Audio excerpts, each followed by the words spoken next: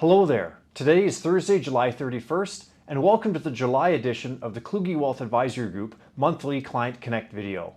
In today's video, we have a lot to cover. We're going to touch on some housekeeping items, a few tips and traps, a monthly portfolio update, as well as your frequently asked questions. And like I said, there's lots to cover, so let's jump right into it. As we get into this month's video, I want to start off with a couple of housekeeping items. The first is that on September 16th, we're going to be hosting a webinar with Fidelity Digital Assets on blockchain technologies, and its applications. I think it's going to be very, very interesting and will address a lot of the questions that we've been seeing from clients in the course of our conversations on this topic. So watch out for that invitation. The second thing I want to touch on in terms of housekeeping items is just that it is very normal in September and October to see some seasonal volatility. Now, I want to bring this up because I do, in my conversations, do detect a certain level of nervousness, and which is completely understandable given the recent volatility that we saw in March and April. But just want to give everyone a very far in advance heads up that it is normal to see some seasonal volatility in September and October, but as longer term investors, it's something that we have to look through. And if we are able to, we'll look to profit from it. Thank you. Okay. Moving on here. In this segment, Tips and Traps, I want to give a tip about how to consume financial media more effectively. There's a lot of it out there, and a lot of it right now is focusing on being very, very dire. So I want to give you a tip in terms of how to digest it properly and assess whether it's something that you should actually devote any thought to or not. So the bottom line is that in a lot of articles that I'm seeing now, both posted, whether you're talking about social media posts or posted online or things that are being brought to my attention by clients, there's something that is a common theme for all of them. And that common theme is what I like to call denominator blindness. Now, denominator blindness basically means that they use a large number and then extrapolate something either positive or negative from that large number. Now, given the current climate, and we know that fear sells, a lot of the time what we're seeing is that the author of the article or the post will put out we'll say, X has happened and it's a large number, and that's scary because it's a big number. Now, using a concrete example, we've seen a lot of posts around the fact that there is now $1 trillion in U.S. margin debt, which is borrowing against stocks and bonds in investment accounts. Now, that seems like a really, really big number, and it is. $1 trillion is a big number. However, $1 trillion compared to what? If you look at it as $1 trillion compared to U.S. stock market capitalization, the size of the U.S. equity markets, that $1 trillion is actually a very small number. And it's nowhere near a level that historically has had any cause for concern. So when looking at financial media, anytime you see a number or a statistic that is brought out without any context or without a denominator, it's important to really throw that article or that idea into the bin. And remember that although it may be true, the author's conclusion may be true, it's not credible. It's denominator blindness, or as another commentator has opined on this, it's a half opinion. It's not a fully formed opinion. So just wanted to pass on that tip, and hopefully that's helpful for you as you see financial articles or as you consume financial media. Thank you. For July, the portfolio summary that I can give you is pretty short and sweet. The bottom line is that July was another strongly positive month following a very, very good May and a very strong June. So that's great news. Now, for those who are interested, over the course of the month, we did make a couple of portfolio adjustments, one of which was selling Intuitive Surgical Group and using the proceeds to begin a position in Coinbase, as well as increasing our position in D.R. Horton. We also sold part of ServiceNow to start a position in Oracle. So pretty straightforward things. Happy to discuss those in more detail. But again, July was a very positive month, third month in a row, and so we're glad to see it keep coming. All right. Now, getting into your frequently asked questions over the month of July, we saw three themes emerge from the questions we saw in our client conversations. The first is questions around whether AI, crypto, and by extension the stock market is in a bubble. The second was about the outlook. And the third was about the potential shape of a U.S.-Canada trade deal. So, understanding that my answers to these questions may not age well, especially on the third one, given the pace of events, here's the quick summary of our answers. The first one is that at this point, AI and crypto and the market do not appear to be in a bubble. That may occur in the future, but there's no evidence of it today. The second is that we remain positive in our outlook. All of our indicators, quantitative, technical, and otherwise, are pointing to a positive outcome going forward. Again, that's never a guarantee, but it just says the high statistical likelihood is that things will continue to go up. And third, in terms of a US-Canada free trade deal, well, we don't know how free that trade will be, and this comment may or may not age well, but I believe the heart of a deal between the US and Canada is going to be that Canada is going to trade access to the US market for access to our commodities. So we'll go into more depth on those questions in the next segments, but those are your quick, sweet, and short answers. Thank you. Okay, now let's get to a bit more depth. So the first question we want to tackle with a little bit more detail here is if AI, crypto, and by extension the stock market is in a bubble at this point. So there's a lot of commentators that are saying that we are in a bubble. That is an emotionally loaded word. So I don't like to use it because it does bring a lot of fear into the equation. We want to be able to ensure that we are investing without allowing fear or greed to cloud our decisions.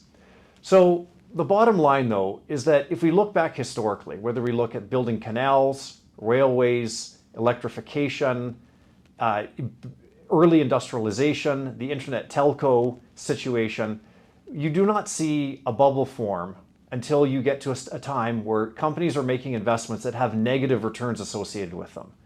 Now, what that means in terms that we can understand is that companies, for instance, in 2000 and 2001 and 1999 were building cell phone towers that had no subscribers, or they were laying fiber optic cable that carried no signal. That is definitely not the case today. We know even as late as last quarter that companies like Microsoft were throttling client demand, which is another way of saying that they could not make enough sales. They do not have the capacity to make the sales. So that is by definition not a bubble. There's real demand at the end of it. It is, it's there. And I would say that this quarter's results, we are seeing companies that are the customers of companies like Microsoft and Meta beginning to use these AI tools to enhance their own businesses and therefore buy more services from companies like Meta and Microsoft. That is not a bubble. Now, everything could become one, but we're not there yet. We just haven't seen those type of extreme returns. I know returns have been very, very strong, but we also have to remember that if we go back to the internet telecom situation, in 1998, 1999, the NASDAQ went up over 80% a year, 2 years in a row, and we haven't seen anything like that. I mean, geez, I hope it's coming. So the bottom line is that a bubble may form in this area, and I guess in my more cynical moments, I believe that it probably will. However, there are no indications that it's here, and this is also part of the risk management process. We need to rebalance portfolios. We need to be looking at the macro situation, and we need to manage risk, which is something that we're always keenly aware of. So if you'd like to discuss this a little bit further or go into a bit more detail on our assessment of the situation and what we're looking for, let us know. But the bottom line is that we're just not seeing those signs at this time. Those signs of a bubble may emerge, but we're just not anywhere near it yet. Okay. So let's talk about outlook here for a little bit. In terms of a little bit more detail here, the bottom line is that I do remain positive on the outlook here for the markets over the next 12, 18 to 24 months. Now, the reason for this is that the signals that I look at that touch on things like investor sentiment, quantitative studies, as well as studies of liquidity, which is sort of the free cash that's floating around the world, those studies all indicate that the market direction should be up. Now, that can, of course, be interrupted and be invalidated by an exogenous event, a significant war, or other economic shock. But so far, these signals are all in one direction, and that is pointing that the market should continue to appreciate. Now, I want to be very clear, it is not going to be in a straight line because it never is. It is very normal, for instance, to get some volatility through late August into mid-October. That's completely normal, and we should expect it every single year. But as longer-term investors, we can't be reacting to what are smaller moves in the market. We have to be looking through that and looking at what are the big signals telling us. So the reason I think that this is really relevant is that if we look back at what happened in late March through mid-April, it is my operating thesis that what we've seen is a complete reset of the sentiment, market, and economic cycles. It's like somebody had a computer, pulled the plug out of the wall, replugged it in, and restarted the computer. Now, I don't want to put any filters over this about whether this was intentional or whether this was accidental, but the bottom line is that, in my analogy, the computer was unplugged, it was replugged in, it was restarted. So we have a new session. And in that way, where we are now really makes it more like we were very, very early 2023 and not at all like February of 2025. So we're in a new situation, we're in a new market cycle, and as such, we should be positive. We are early cycle, and early cycle is actually where a lot of the best returns happen. So we want to bear that in mind. And of course, we're looking for evidence to invalidate our operating thesis that we're in a new cycle. But so far, none has emerged. And I hope that that continues to be the case, because that would be very good, for returns here going forward. And to conclude this question here, I'll leave you off with a quote that I used to bring up quite a bit, but I'm going to resurrect, which is the quote from John Templeton, which says that bull markets are born on pessimism, they grow on skepticism, they mature on optimism, and die on euphoria. And if we take a look at how investors are feeling and how investors are invested, we are somewhere between skepticism and pessimism. We are nowhere near a state of optimism or euphoria. So, want to take heart from that, and that's what keeps me optimistic, irregardless of any emotional feelings I may have about this. The bottom line is that all of the signals that we have that we can follow, they keep us investing without fear or greed, are pointing up, and so we need to be invested in alignment with that thesis. Thank you. All right, so let's finish off on touching on the question we received a lot of, which was a potential shape of a U.S.-Canada free trade deal. So the bottom line is that I believe that any U.S.-Canada free trade deal is going to revolve around the idea that Canada gains market access on a preferred basis to American markets in exchange for supplying the Americans with the commodities they need to supply themselves and to supply their allies, like the European Union and Japan. Now, there's going to be some subtleties around this, and I believe there'll be a lot of probably false starts and headlines and deals off, but we all know that that is the nature of making any sort of negotiation with President Trump. It's going to be messy, it's going to be noisy, but at the end of the day, we need the market access and they need our stuff. So I think it really comes down to something that simple, and I think that if we look at the relationship between Canada and the United States, that's ultimately the way in which the negotiations are going to take us. Now, there are some potential stumbling blocks and there are some lower probability type of outcomes that I would think about. However, again, what I discussed as a general shape is that's what I believe the highest probability is at this time. So we'll have to see how events unfold. And maybe we take a look back in 6 months, 3 months, or frankly tomorrow, everything I'm saying here could be invalidated.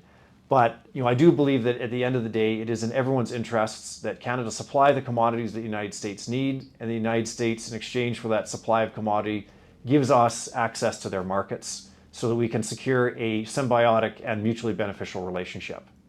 So if you have any more questions on this or anything else, of course, give me a shout. We're here to get the job done. So, in conclusion, in this month's video, we discussed a number of things, including some housekeeping items, some tips and traps around reading financial media. We discussed a quick portfolio update, as well as touched on a number of your frequently asked questions. So if there's anything that you want to talk about more, or if there's anything in connection with your financial life that you want to have a deeper discussion on, please pick up the phone, email, book us on Calendly. We'd love to discuss things with you, and we're here to help. Thank you very much, and hope all of you are having a great day.